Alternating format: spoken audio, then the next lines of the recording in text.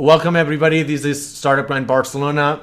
Prior to the pandemic, we had hosted about, I think it was 74 events. Unfortunately, 1 year ago, you know what happened, unless you have been hiding under a rock for a year, that we are not able to host any events, of course. And we have transitioned to the online world from February 2020. Actually, we have hosted over 30 different events, so that's really a lot of events. Last year, we have been hosting entrepreneurs, investors, disruptors, innovators, celebrities. Even we also hosted, a couple of people in the music industry as well, to see how the pandemic affected their businesses and their lifestyles.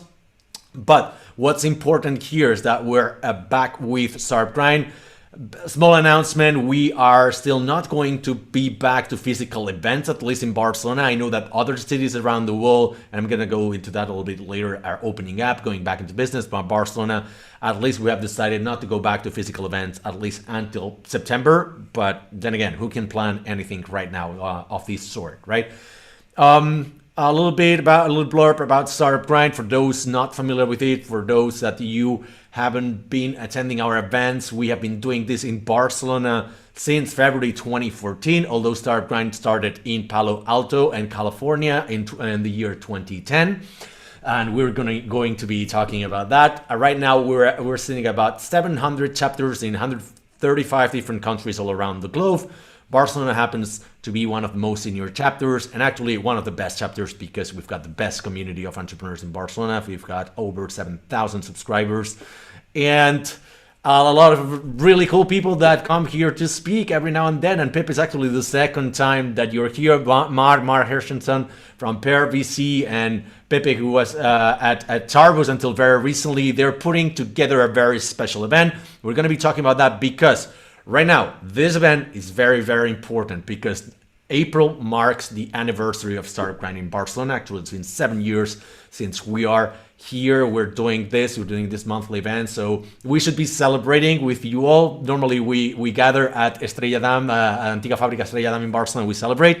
This is not the occasion, but of course, we have a very, very distinct couple of entrepreneurs and investors to talk to us today and share their experience. So welcome Mar, welcome Pepe, and thank you for joining us in this very special event. How are you doing? Thank you, Alex. It's great to be here. Likewise. Thank you so much, and congratulations on those 7 years. Seven years like flew by. And actually, I don't know about you, but like when I'm talking to people right now, so like, oh, I haven't seen you for a few months. That means a year and a few months, because sometimes I haven't seen them since January 2020. So it seems like we haven't been, like, the brain has not been adjusting that much to the pandemic. I don't know how you've been dealing with this. Well, I'm getting used to it. There are many things that I actually like from this distributed and remote life. All right. Let's talk a little bit about this initiative that you've got going on, because it's not your traditional business. I mean, Pepe, I don't know if very recently I found out that you quit Chartboost. Mar, you have been a VC at Pear for some years, but it seems like you joined forces for this event through the California Spain Chamber of Commerce, and we thought it would be a great idea because you've got an open call for entrepreneurs to submit their decks and do sort of a application to pitch US-based VCs in the coming months. And we thought, like, this is very interesting. This is very relevant to our community. Every now and then we host VCs. We do an open call. We have our community submit their decks. Also, I'm also an investor, so that's something that's great, that we can introduce them to other investors, because warm introductions and whatnot work very well for VCs. How about you tell us very briefly, what's the event about, the very basics, what we should know, and then we'll go into the specifics of how to raise funds from US VCs. Sounds good. Mar, if I may, I'm Go just ahead, going to give you... Pepe. Go ahead. All right. So first of all, the name sounds very glamorous, and the California Spain Chamber of Commerce sounds also very glamorous. It's not. It's just a bunch of Spaniards who are based here, mostly in Silicon Valley, and we just want to help out. So we got together. Mar and myself are honored to be part of the board. And in fact, we took over the chamber back in September, and we started thinking, what can we do to really help the community? And And the summit idea came to fruition. Essentially, we got together, we brainstormed, we said, okay, on one hand, and Mark can tell you a little bit more about that, but on one hand, VCs here in Silicon Valley are changing their scope. Silicon Valley is not as local as it used to be, and investors need deal flow from all over the world as long as the quality is there. And on the flip side, we're seeing that the Spanish ecosystem is becoming a lot more vibrant. We're starting to see companies getting international VCs and so on. So the chamber is really in a good spot to help just connect these two worlds, right? And that's the idea of the summit. We want to make it recurrent, so we don't want this to be a one-off, but we're very focused on this edition that will happen in June. It's going to be a virtual event, and it's just a demo day with the best startups from Spain.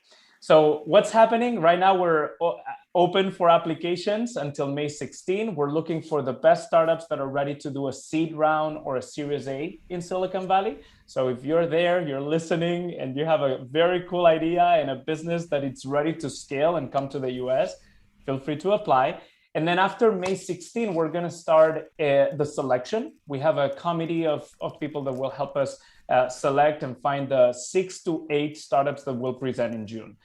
But we're very focused on the event, but there's a lot more to that. We're preparing workshops, we're preparing mentoring, because we want this experience to be transformational for everyone, not only for the selected companies that will present on June 10th, but also for everyone who applies and is ready. So that's it in a nutshell. I don't know, Alex, if you have any questions, or Mar, if you want to add any context to that. No, just adding that, I think this is not just come and present to VCs. I think we're putting a lot of effort on making sure that the people that are coming from Spain, they get all the training and all the onboarding necessary to be really successful. So I think our commitment is to really work with those companies to add value. So when they go and meet the US investors, they cause a good impression. Exactly. How about what kind of VCs can we expect? What sort of VCs will be involved in this? I mean, I don't know if you're allowed to name drop any of them, but what kind of category, at least, of VCs are going to be present at this event? Well, we already have confirmed 2 of judges from 2 top tier 1 firms in the Silicon Valley. One is General Catalyst, Nico Bonazzos, and the other one is Bay 10. The Yemi Ayao, who's actually originally from Spain, is an incredibly successful investor. And we'll be bringing a couple more judges. So all the investors that we're bringing in are, the top of the top here in the Valley, either as a judging or as audience. One question when I saw your event, because obviously it's organized by the California Spain Chamber of Commerce, but would it be open to companies that are not incorporated in Spain? That's something that I like. What's your take on that? And can companies, I don't know, from Italy who temporarily reside in Barcelona can apply for the event, or not really? So this is a great question. We do have a little bit of a definition of what a Spanish startup means. We don't want to be like super exclusive. So we don't, in fact, we just want for the startup to have significant operations in Spain, right? I mean, some founders that we've seen already apply, they already have their headquarters in Delaware, right? Because they're already thinking about coming to the US and so on. So that's fine, but their founders are in Spain and they've kept their let's say, engineering teams in Spain. That's very valid, right? Well, we know that because Spain is so attractive to also international talent, we have founders who are not from Spain that have started their companies in Spain. That's all obviously a Spanish startup too, right? So there is a definition. What we want is that a significant part of their teams and their founders are in Spain. I think that's a way of kind of defining what a Spanish startup means. Our goal is to help the ecosystem, but we can be a little bit loose on the edges, let's say. Also, it's the first edition, right? And it seems like to me that you're applying very lean startup methodology, defining as you go. It's 2 months away. I wanted to start saying that. Again, maybe the Chamber of Commerce thing sounds very glamorous. We operate like a startup, right? And we all have different jobs. We're all volunteering here, and we had to do fundraising the same way that startups do, just to put it together, right? So we're very thankful. Tell me a little bit about that. What do you need that for? What do you need? Because it's an online event, right? So it's not like you're incurring in venues and all of that. But I don't know, the streaming or what was it for? So I mean, there is a little bit of production cost. You're right. It's way leaner than probably a physical event, and hopefully one day this becomes so big that it becomes an actual summit where people can handshakes, if that ever exists again.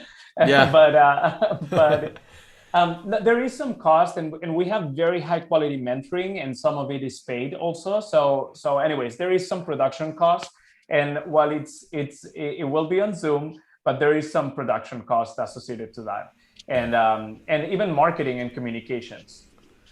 And also putting all these workshops together. I think we're investing all the capital we're raising to make these companies best. Our goal, our number one KPI or measure of success is getting these companies funded. Let's get down to business, and I'm going to ask some questions more like outside of the event, right? More about the dynamics of, generally speaking, raising funds in the US, right? So in 2017, actually, we organized our first independent startup brand Barcelona conference. Funnily enough, the name of it was Barcelona San Francisco Summit. I don't know if you were aware of that, because probably a partner of yours or a friend of yours, Miguel Valls, had commissioned that to us to organize a conference to connect, because he was also part of I don't know if he's part of the chamber, but he's part of the Barcelona San Francisco committee and all of that. And we flew a bunch of people from San Francisco and Silicon Valley to speak in Barcelona, and we created a precedent there, right? Like the first edition of this kind of conference, and we thought, and also was the year where we had the direct flight between Barcelona and San Francisco / Oakland. So it was really good news. My first question here is having a direct flight. Have you seen a direct correlation between the fundraising between Barcelona and the Bay Area thanks to the direct flight, or increase in business in general? Mark can maybe talk a little bit more from a VC, from a venture perspective. I don't know about that. What I can tell from a business perspective, it is very relevant. In fact, in 2013, we opened at Chartboost, we opened our first international office, and we chose Amsterdam over any other city in Europe as a base camp. And partly, I mean, there were other reasons, but partly was because of the ease to get there, right?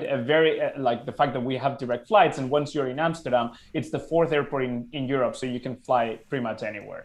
And in 2018, when I opened the first engineering office outside San Francisco for Chartboost, things had completely changed, and Barcelona was way more connected to San Francisco, and that's why we decided Barcelona over any other city in Europe to open our first engineering office, right? So what I can tell you is, from the perspective of the business, of an entrepreneur, of a leader at a company, it does make a difference. It just brings the cities closer, right? And I think Barcelona and San Francisco have a lot in common culturally.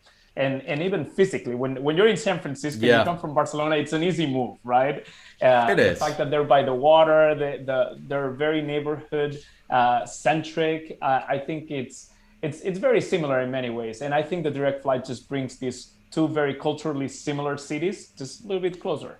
That would be my perspective. And I want to say that, to my dismay, the direct flights actually have been stopped because of the pandemic. So we need Miguel Valls again.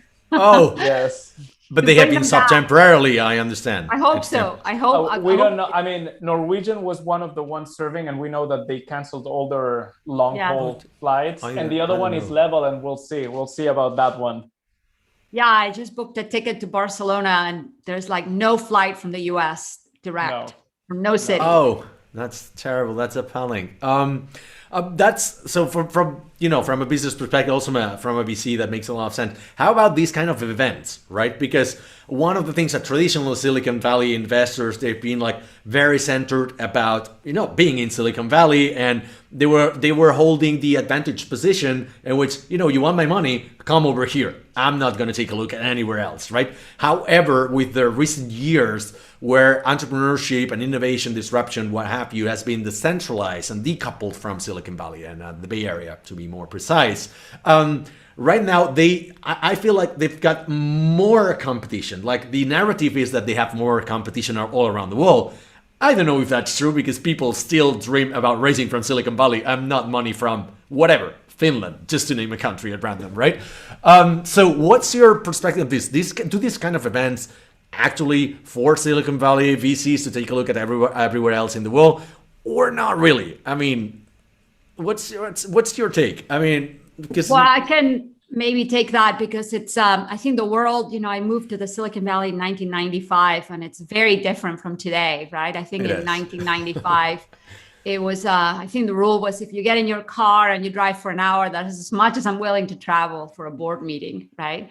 And today is not the case, right? Like, I think you take the leading firms in the Valley, like Sequoia or Lightspeed, and they have offices in China, India, Europe, LATAM. I think venture is much more global. And I think from us, the investors, we're always after, what is the biggest opportunity? How can we find that next big company? And we are completely aware that it doesn't necessarily need to be in San Francisco. It has a higher chance if you're in San Francisco, but there are big companies that exist in Europe, and our leading, probably the best venture firm in the business, Sequoia, just opened an office in Europe, which I think is going to be transformative for the region. It means a lot more money is going to go in. So that's from our perspective. We know that there's opportunities outside of the Silicon Valley, right? I think for a founder, you cannot be a big company if you're local, right? I think any very successful company eventually is global. And I think they have to have the flexibility of wanting to move and expand, whether it is San Francisco, New York, or whatever, Shanghai, it doesn't matter. But I think that's what the internet has allowed us in many ways, right? The businesses can expand much more rapidly than they did before. Mar, from your perspective of being a VC, maybe you can just in 30 seconds tell us what you do at Pear. And the second thing is, how has the pandemic transformed the relationships in the fundraising process? That meaning, the initial calls, right? So less presential calls. I need more than 30 seconds. Are people more transactional? Questions. Oh no, the 30 seconds is for the elevator pitch. The rest you can expand as much as you want. Okay, so Pear, we are a seed stage fund. We invest in sector agnostic, so we invest in all sorts of companies, typically the first check. We are after building 10 billion plus companies. So we are very aggressive. We take huge risks, and we're committed on doing that. We've had 2 IPOs. We're going to have another one this year. So small but mighty. That's what I would say in English. So that's about Pear.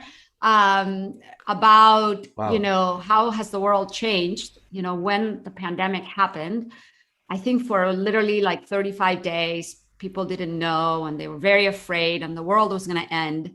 And after that, the opposite happened. I don't think we've ever seen as much venture activity as maybe in 1999 as we see today. Deals are getting done in a week. Valuations are twice what they used to be a year ago. And I think Zoom has made it that, you can see 20 investors in 1 week.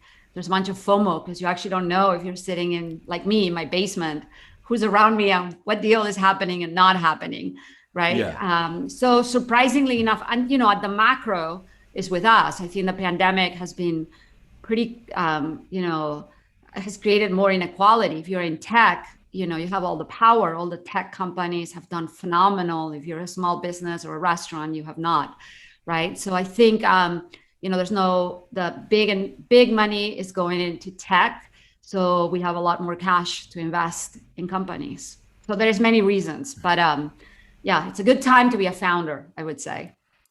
From the perspective of a founder, like who wants to expand or raise funds in the US, right? Traditionally or abroad, one of the best exercises is to find somebody from your origin country and develop a friendship with them, because they can introduce you. They can tell you, the temperature of the ecosystem, who the relevant people are, do's and don'ts, cultural shortcuts and whatnot. And this is a thing that has happened a lot. Actually, my first contact in San Francisco was Miguel Valls, but I didn't know him. I just met him by sheer chance, basically, right? But I went without any contact to San Francisco. But that's sort of a mistake. Everyone else, they look for, like, they try to contact somebody in the ecosystem, famous Spanish people or Catalan people in the Bay Area, right? Right now, we don't need to do that because there's a pandemic going on. So there's this physical connection doesn't happen. But how important is still nowadays this kind of relationships, and would you still advise it for people who want to fundraise in the US? I would That's say, a question for both of you, because you both are experts, if I'm not mistaken. Let me share my two insights, my 2 cents. I think it's extremely important still. And you focus on having a friend from your own company. That helps with the cultural kind of translation.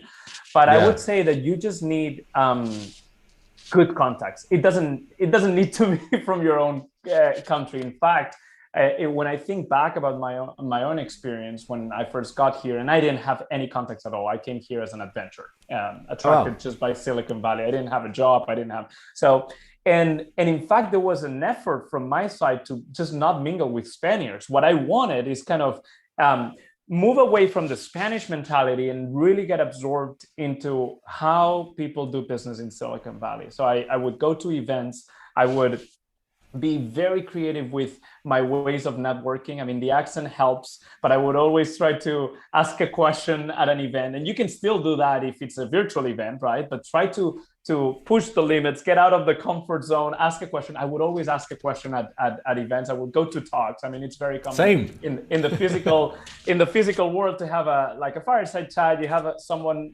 speaking, a subject matter expert, and then there's pizza and beers, right? So that's the format. I would always ask a question. And we're lucky enough to come from Barcelona. Barcelona is a great brand. So I would always introduce myself as, I'm Pepe from Barcelona, and this is my question. Boom. And that was an icebreaker because people in the networking phase would come to me, oh, you're from Barcelona. That's super cool. So you need context, right? So be creative. Another thing that I used to do a lot, I bought a scooter when I got here, and scooters were not very popular. San Francisco. In San Francisco. And wow, why would you do that? Suicidal. Well, it's the greatest thing ever, just to move around. And so it was the equivalent to a Scoopy in Barcelona, right? So I would carry my helmet to all my networking events just as an icebreaker, because people would see a helmet and they would always come to me to ask me, oh, and what kind of motorcycle do you have? And in fact, it was just a crappy scooter. But anyways, what I'm saying with that is that I encourage anyone who wants to move away from their countries and come to Silicon Valley or go anywhere, just to try to embed into that culture. And you need to be creative in the way you generate these relationships, because this is the number one step. Is just know someone who can introduce you to 10 other people, who will introduce you to 100 other people. And at the end, you build a network. And I think networking is the source of everything good, everything good, right? So Mark can talk from a VC perspective also, as well as a founder. But I think personal referrals are the strongest connections ever. Yes. That would be my 2 cents. Well, I don't have much to add because I think Pepe has said it. I think networking is a necessity in the business that we're in, right? You cannot be successful without it. I would say that, the Valley is a really, really small place, and we all know each other in 50 different connections to the same person, right? So, it's not just networking casually. I think it has to be true networking. One of the greatest thing of the Silicon Valley is that people help each other without expecting anything in return. We truly don't expect anything in return. And I think that makes us really special, right? It's you meet somebody and can you connect me with this or can you introduce me? Most people will do it. And hey, if I'll never see this person again, that's great. If I do, they'll remember. It's just there's a lot of goodwill. And I think the network is high quality. Those connections are not just weak connections or casual connections that exist in other networks. Yeah, however, introductions and this sort of first-time meetings that happen with everybody, because it's true, everybody wants to help you in Silicon Valley. But it's also true, equally true, and not a lot of people speak about that, is that you get only one shot. Like at best, you will be getting 30 minutes of somebody. Sometimes it's even like 15 minutes. A coffee, very, very quick one, but you need to nail really what your objective of the meeting is, right? You've got these 15 minutes. After that, you will be disappearing off their mindset forever, right? Maybe I'm exaggerating here, but it's true that everybody will give you an opportunity, but they have other 10,000 people that they will be trying to help. So it's not like if you don't impress them in the first meeting, you might not get a second chance. So how can we avoid being the typical, Spanish mentality of not being direct and upfront and precise about what we want and just, going a little bit around the main topic and be very, very specific about what's the goal of the conversation, what you want to get out of that meeting? Maybe let me give me some caveats on this. I think, Alex, you're right. You have to be presentable and explain. I never had a second chance, so that's why. But Mark Suster at this other firm Upfront, he published a blog a while back. It's called, I invest in lines, not dots. And this is true. I think if you meet somebody, you put a dot somewhere. Okay, this is what I think about this person. But if you meet them again and they are doing better, your line is a positive slope. It's growing. It's a good one. That's actually very positive. And in my business, you never know. You just never know who's going to build the next great company. And what we are looking for is, hey, how is this person evolving over time, right? There are fundamental things that I think don't work. Like if you are arrogant or rude or, that sort of thing is really hard. But somebody that is just getting started, typically most founders, they may not know what the business is like. They haven't done it before. I don't expect that they know everything, but I'm measuring how fast they're learning, right? I think that's really, really important.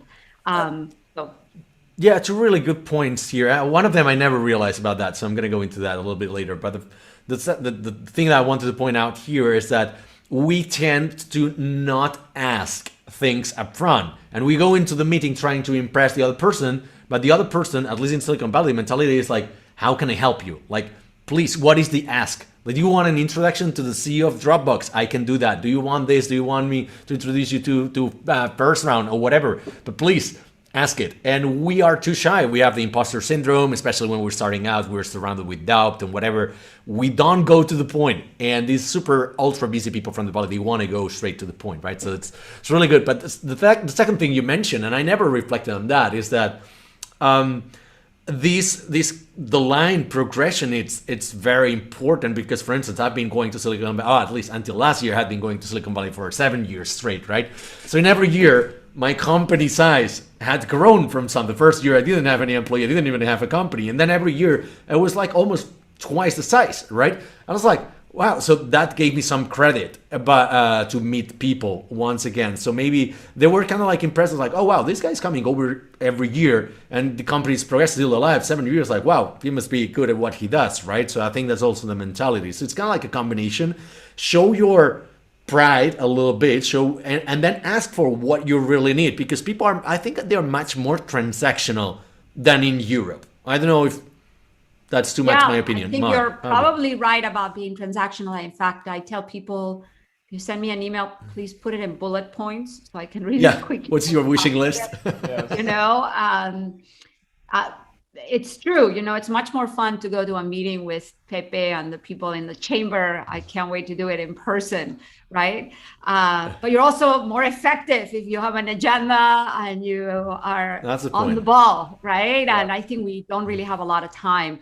I actually love the chamber because we have both. We are the Spanish character and the efficacy. I will say one thing, Alex, also, like, the purpose of the summit was actually to bring this network to these companies, right? And Perfect. to really give them that connection that allows them to connect with, to get introduced to the right people. And, I think one of the mistakes founders do, the same way that there are great people in the network, sometimes there are charlatans, right? They don't know what they're saying, but especially to people that are coming from other countries, just because they've been here doesn't mean they're really great. And they give the wrong advice, right? And I think what the chamber does, Pepe, who is actually our president, our leader, he actually recruited the best people. So I think the advice the companies are going to get is going to be, really top notch. That's really important. We are that network. That's what the summit is. Exactly. Thanks, Mar. And one thing I was reflecting when I was looking at you both talk, I think that I agree with this point. I think ultimately it's not that you don't get a second chance, it's that there's a true value of time. And that's what I like the most about it. And I think that's reflected in what Mar just said about the emails. I think there's something that I've seen in communication styles, but it's very telling, is that in Europe, when you send an email, you would start arguing and putting all the arguments, and at the end, the conclusion. And therefore, that's why I need this, right? But the whole plan is at the beginning. Silicon Valley is the opposite. You put the thing that you need, right? Or what is the conclusion in the first sentence. And if you need to elaborate, you need to add stuff that justify that conclusion, you add it, but afterwards, right? I need to read in a glance, and most people are carrying their phones, right, every day, right? You need at a glance to know what's needed from me. And I think ultimately that comes from the true value of time, right? I don't take meetings without an agenda. And that's another thing, right? The calendar invite needs to have, okay, what are the bullet points that we're talking?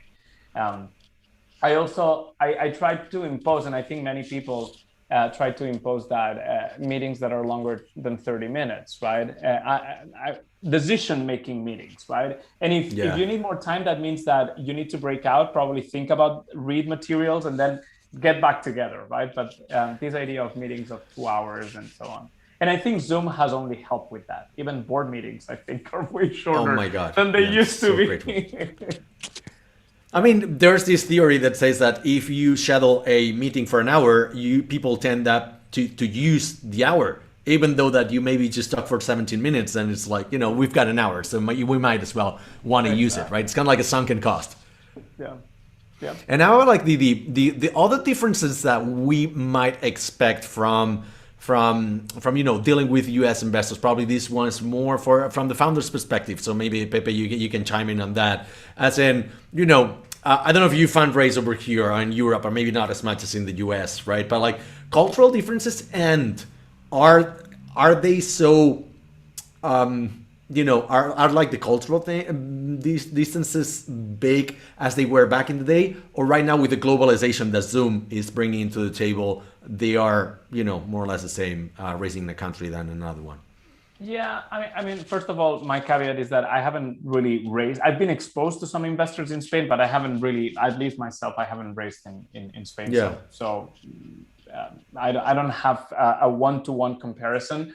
Right. I want to say that the venture capital industry in Spain has evolved quite a lot, and I'm sure that a lot of them come here. And the world is flatter, right? So I think people are more connected, but I think in general, I don't know how they do it, and Mark can share that, but there's a lot. I mean, at the end, venture capitalists are in the business of risk. They're trying to mitigate the risk, right? So this concept of seeing the progression of an entrepreneur, sensing the value, the true value, the eagerness, the ambition of a team, right? Is a quality that they've developed here in Silicon Valley for a long time. And references are so important. It's a tight network because they've been doing this for so long. And these connections are truly important, because at the end, if Mar introduced me to anyone, or I introduce anyone to Mar, there's trust already built in, right? And I think that's critical to to mitigate risks, right? So I think what I've seen in the US is a very strong capacity to almost smell the quality of teams and take risks, and to just help out, right? And again, this generosity that Mark was alluding to is also present in the VC. So I don't know how they do it. Mark can tell us more. Yeah, please. I want to hear that. To smell the quality of teams, but I want to hear that. Be really excited to vouch for them, right? Because that's it's a financial business, but it's also a talent business very strongly, right? So yes. Well, maybe I can answer the first question, then let me tell you about how we smell teams. But I was in a panel yesterday with some investor from the East Coast. And you don't have to go to Spain. The difference within the US, I think, a state away, the mentality of a Silicon Valley investor is just not the same as an East Coast or Europe or anywhere. Maybe China is more like US. We want to take risk. We're in the business of risk. And basically, if you're running a venture firm and you don't take risk, you'll never invest in a super winner. It doesn't work because things that are obvious only return a little bit of your capital, right? So you have to take risk. Now, the people here, the way we look at risk is we ask, how big can this get? How big can this get, right? And that's the thing that is top of mind for me. Whereas if you are a more conservative investor, the question is like, do you have enough money to last you for the next 2 years? Or when are you going to have revenue? And those are not the same ways of running a company, right? And you have to, as a founder, you really have to know which boat I'm in. Am I I'm building that $10 billion company, or I want to have an exit of 100 million or 20 million, and that's perfectly fine with me. There's no right answer. This just goes with the founder, whatever the founder wants to commit, right? For us, we're in the 10 billion bucket as a fund, right? So what we look is for those founders. I want people to come to our office and really explain very clearly why there is a reason that this company should exist, right? So I'm not just looking for somebody that is ambitious or a great programmer or whatever the list of qualities. They absolutely need to know, almost be market connoisseurs, right? They need to know why there's an opportunity to build a big company, and they need to explain it. So it's very subtle. It's very subtle. The same idea delivered by two different founders will get funded in one case and not in the other. It's subtle. And sometimes, one of the hardest things I find as an investor is that you get to see hundreds of pitches or pitch decks, right? Maybe in your case, it's thousands already, right? But and all of them could be nice, but some of them are downright horrible, right? So what's the red flags that for a US investor you should not be indulging in? What are the things that you're raising from the US? Don't even mention this. Don't do this. Don't do that. Especially in the pitch deck.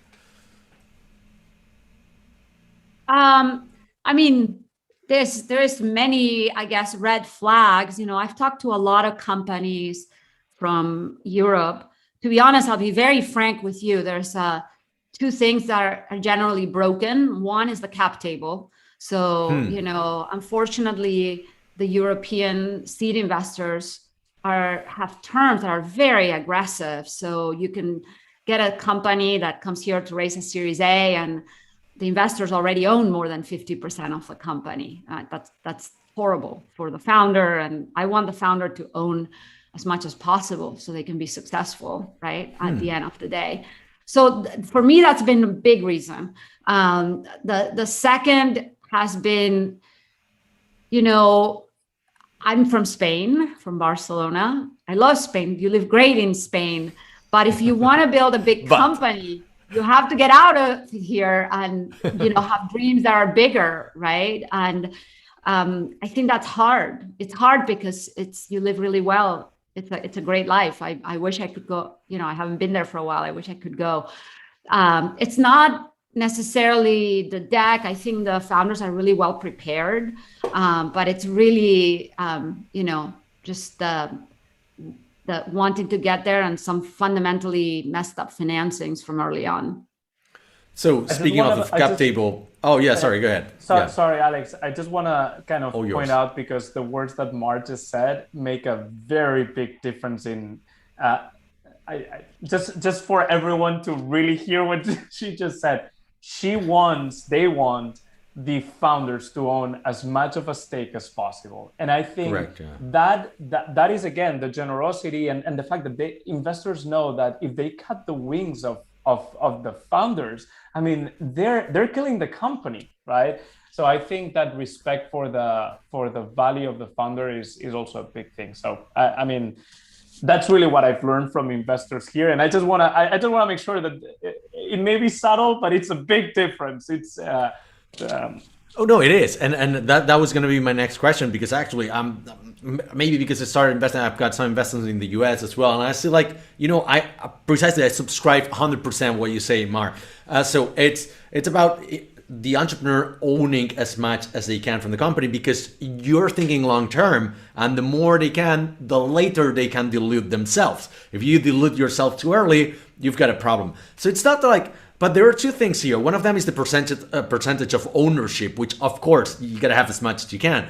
The other thing that normally there's two schools of thought about is like having too many people on the cap table, even if it's in a small percentage. In Europe it's pretty common to have seed angel investors that are like, I'll chip in 1,000 euros here. And some people don't want to have a lot of people on the cap table, even if this is a really, really relatively small percentage of the company. Whereas others are like, I don't care, I will wipe them out in the Series A or something like that. Where are you standing on here? Because there's these two schools of thought, and I'm sitting on the fence. Like, I don't know what to do here usually. Well, I mean, I think there is some legal issues as well. So let me address those first, and then I'll go to the practical sense. Great. But if you have more than 500 investors here in the US, you're forced to go public and so on. So there are some companies that did, want some of these crowd financings, and I've had to clean them up, and it's a complete mess. So don't do that. Now, the more typical case is that I have this party round with 30 angel investors. Okay. Yeah. That is a mess if you're a founder, because, I think the same way that I want to be really respectful and to the founder has to be respectful back to the investor. So even if you give me $1,000, it might be really important for you, right? Yeah. Then, you probably want to pick up my phone, or I want to send you an update every month, and you want to respond. So you're creating a lot of overhead for you, right? So you have to decide, is this $1,000 check worth it? And sometimes it is, because angels can be really, really strategic, right? They can actually add a lot of value that, when you are building your investors, when you're raising money, I think of it as you're building your investor team, right? The same way you're building your engineering team, your product team, you have your investor team. And what do I need in my investor team that's going to make me successful? That's the way you should be thinking about it, right? It's not, if you have a lot of angel investors that are not doing value, or that they're a pain, hopefully not, then it's more work for you. And if you're a founder, the least thing you have is time. Your clock is ticking every day. As soon as you wake up, it's ticking. So you don't have time to waste. There's definitely a trade-off between like having too many people, but also like sometimes you want to squeeze in 2, 3, 4 extra people that maybe are not able to chip in a lot of money, but they can bring like, the contacts or whatever, some more like smart money, so to call it, right? But the thing is, don't have more than 500. We take it. That's a good point. Yeah, I mean, the founder needs to be choosy if they can, right? Yeah. You would spend a lot of time hiring your first engineer, right? Are they the right person? Am I going to do references? Same with your investors. Co-founders. You can't get rid of them. Yeah. How about the timing? Let's talk about the timing, because always, when you're fundraising, it's a common thing to say, like, if you want to raise from this investor, start a relationship with them 6 months earlier, 12 months earlier, right?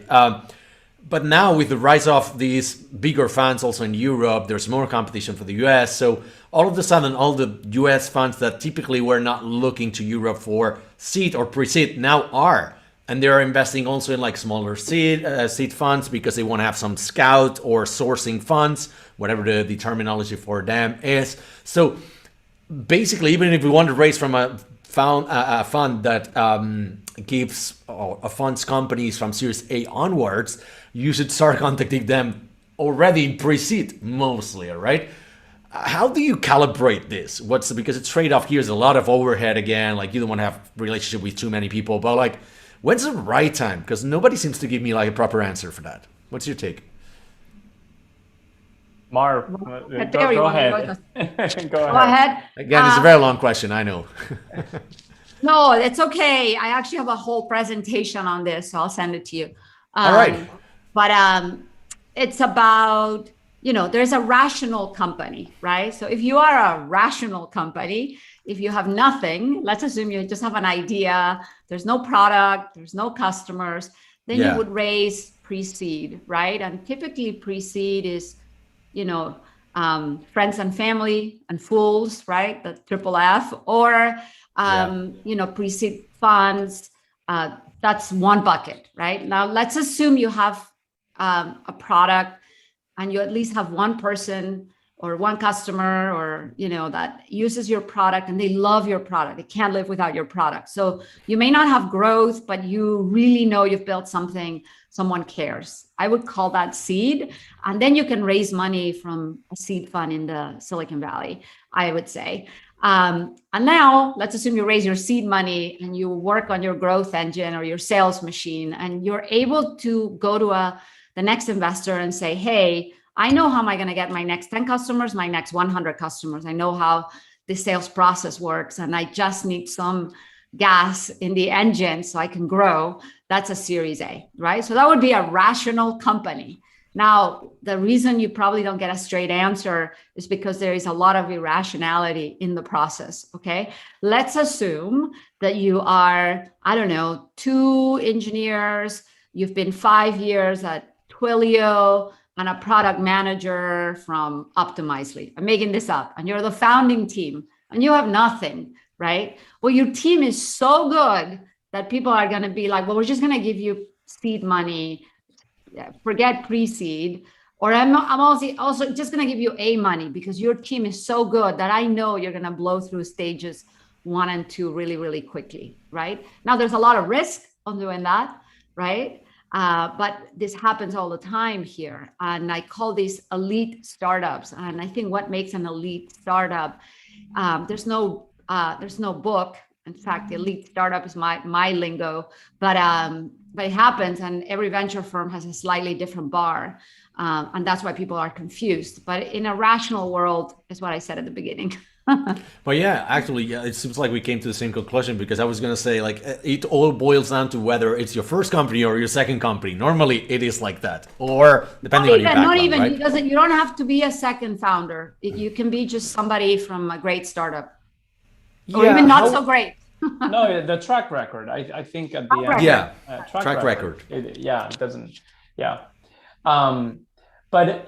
I mean, in all cases, I think the story of progression and showing that progression is important. So when you were asking the question, I thought you were asking about when to start building the relationship with the investors. And I think you can start early. My experience is, in fact, our investors came from prior relationships, but going back to the metaphor of the line, I think you need to know at what point of the dot, at what point of the line you're in, and maybe that rationality that Mar was describing is really what shows you, okay, can I pitch for a seed, can I pitch for a pre-seed, or am I on Series A? But I think again, these deep connections, in my case, have been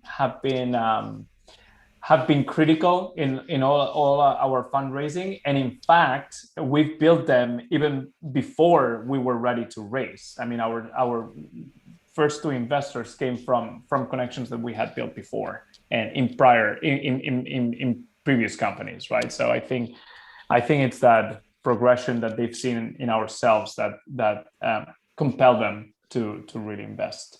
Yeah, in I think Chartboost at least. Okay, good point. And actually, I wanted to weigh in on the thing that you mentioned that doesn't really boil down to whether it's your first company or not in terms of skipping the pre-seed or seed, but you might commit rookie mistakes. Even if you're an experienced person in the corporate sector, it's your first company, and then maybe your first term sheet, you accept something that it's unreasonable. And now we're gonna go into the last 10 minutes of the event, so it's gonna be like quicker questions and even quicker answers. So, but what's the number one rookie mistake you need to avoid if you are to fundraise from the US? My best, I have it as a counter rookie. So my best thing has been have a very good legal counsel, and is someone who's also a personal friend, and who, because we did mistakes and we had to revert contracts that were not properly put together in the first place. But just having this, your right hand, your legal counsel, I don't do anything without her reviewing any contract. That's just to prevent exactly what you just said. Mar, from your perspective, because you mentioned that angels are too aggressive, and probably there's something there regarding liquidation preferences or something like that. So I don't know from a VC perspective. Well, definitely clean that up. It's good. I would say the biggest mistake is not calibrating. Like you're going almost to a different world. So you have to calibrate, right? And it's possible, but you have to calibrate. How about we're going to get also some questions from the audience, because I feel like mixing up a little bit. One really, really good question that I just read now. What's the worst speech you've ever received? What was it like? What was it about? Like, that's something that provides a very good story. Okay, the worst is it's not worst pitch. Honestly, I think founders work so hard that it's just such a tough question, Yeah, I know. I have to give them the benefit of the doubt. People are trying their best, they're putting their lives on the line, and it's hard to say the worst pitch, but maybe the craziest idea. Let's go for that. Yeah, it's this roller skates that were autonomous. So you would get on the roller skates, and the skates would go by themselves. And if you could catch them. Yes, well, the founder insisted that I tried them on, so I was very brave. And oh, you did? That was absolutely crazy. But seems to be like that could have been actually best pitch, because if you're given such a transformational experience, it's because like, wow, this works, and I've had a good time with it. Like, maybe you buy into it earlier, right? I don't know. Well, that's, I think, what he was hoping. I don't know. I think I value my life a little more than he did. No, I guess I think it was a very good question, because a few weeks ago I was at a pitching competition. I was being part of the jury, and somebody just came open a briefcase full of models of teeth, but like not the fixed teeth, but the broken teeth, like before, right? When you've got before and after. That was all the before. It was very bizarre, staring at like 50 different models of like really rotten and crooked teeth. It's like, why? Like, I don't know. The first impression was not good, even if you're able to fix it with your product. That was very, very bizarre. It was shocking value. One another thing. How about like the order? Is there any specific order in which the pitch deck has to be presented? Because we've always heard about templates. Here's the YC suggested. Here's Doxen, a company that was recently sold to Dropbox, very good friends of ours at Startplan Barcelona. They have compiled like the structure that most founders use, right? What's your take in here? Like, use template versus something bespoke? I don't know. Do you have any hard opinion on that? I from a founder perspective, I think they help. I'm a Sequoia-backed company, so I use their template. It's helped me. I think there's the main thing is that you need to be concise. You need to be straight to the point. Again, value each other's time. And I think templates just help you organize the information in a way that is easy to digest for everyone, right? And I would just say, for me, the most important thing is to try to do your pitch in 15 minutes. So your side of the presentation, then you can engage in questions, right? But I mean, my most terrible experience, and I don't hear pitches from from founders that often, definitely not as often as Mar, but it's been when you're in a meeting for 40 minutes and you still don't know what they're doing or what are they trying to build, right? So I think just templates, the way I think about templates is just an easy way of digesting information and organizing information in a way that can be concise, understandable. So that's my only take, but I like the genuine flavor. So if you can add a flavor that is more personal, more always go for it. But Mar, you see so many people. Well, listen, I always give the same advice. Sequoia has a outline. Fill in that outline with text. You don't need a fancy slides. If you don't have the right answers, you're not going to get backed by the best people. I think you can have a very flashy deck and raise from the wrong people, but the good investors are really going to want to have the answers that Sequoia is asking. So just go to their site, fill up those questionnaires, and be true to yourself. Very quick one. Who should not apply for your event? Like, is there any sector that you're not doing? So for this first edition, we're not really prioritizing sectors. We want it to be generalist. Maybe in the future we do more verticalized. So we're more agnostic. I think we try to focus on the stage of the company. So we want companies that are ready for a seed round here in Silicon Valley, which is higher than a seed in Spain. So we just said over $2-3 million and probably max 15 because we're targeting these investors. But I know Mar is super eager to invest in companies in Spain, and we wanna be very broad, right? What matters is talent. I don't know, Mar, if you are looking for anything else. What I'd like to say is, the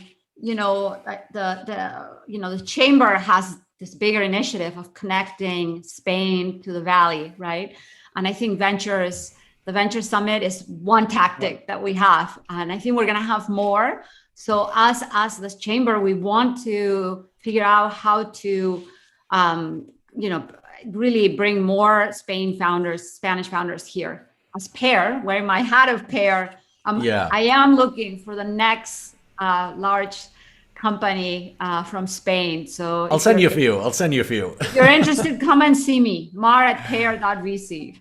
Okay, I was gonna say, go ahead. Mar is very humble. She talked about being small, being mighty, but it's paying off because the results talk by themselves.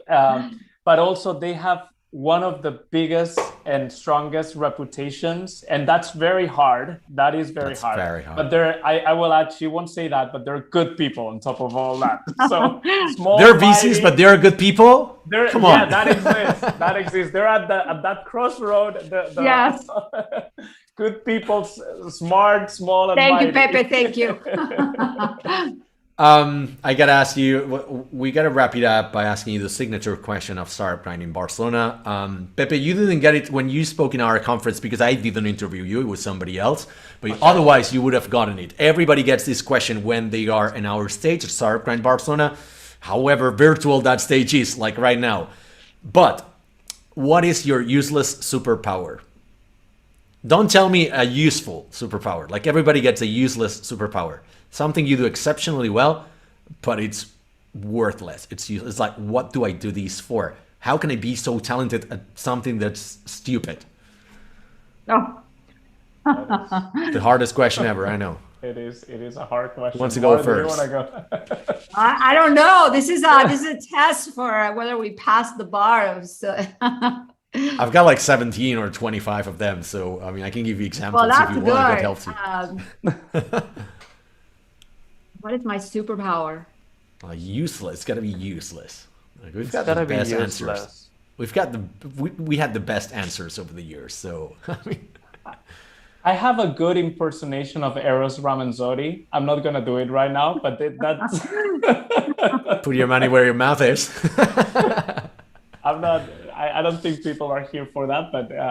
But in the karaoke, or. I don't even use it on a karaoke. I'm more of an Elton John in a karaoke, but Eros Ramazzotti has always been there. That's awesome. All right. Well, I have to say, I'm not a cook. I've never cooked in my life. So I'm an expert at knowing the best foods that you can eat out of boxes or microwaves. So I'm really good at that. And, That's kind of like a perfect blend of useless and useful. Spain. What's that? Sorry. That's why I appreciate Spain. All No, right. it's useless. You really can't socialize. Come and have my, microwavable mac and cheese. Yeah, but at least you can appreciate. It seems like you can move around in different. Okay, this is the best one. This is the. But yeah, we'll take it. Regarding karaoke, actually, Pepe, I've got one for you then, because one of my useless superpowers is that I don't know the lyrics to the songs I like, but I know the lyrics to songs I don't like. So I go to karaoke and I'm forced to sing like whatever Miley Cyrus or Britney Spears because I know the lyrics to that, but I don't know the lyrics to my favorite songs from Metallica. It's like. I see. That's a pretty useless superpower. Anyhow, one last minute for you two to say what's going on. Like, what else should we know regarding the event, regarding Pear, regarding your next chapter, Pepe? The red carpet is yours. Yeah, no, we've talked about the mission of the chamber. We want to stay connected with entrepreneurs in Spain, regardless of the state they're in right now. The summit may or may not be the right channel, but if you have questions, if you have interest in Silicon Valley, if you're thinking about coming here, just let us know, right? If we don't help each other between entrepreneurs, who's going to help us? So the chamber is here to help out. That's a good point. All right, I think unless Mar has got any guys, parting words. thank you, Alex. Great to see you and meet you. We can wrap it up here. See you in the next event. Thank you for being part of the 7th anniversary of Startup Barcelona, and definitely see you at the California Spain Chamber of Commerce event in June. So we'll send more instructions via email to everybody, and we're out. Thank you very much. Bye. Thank you, Alex. Thanks, everyone.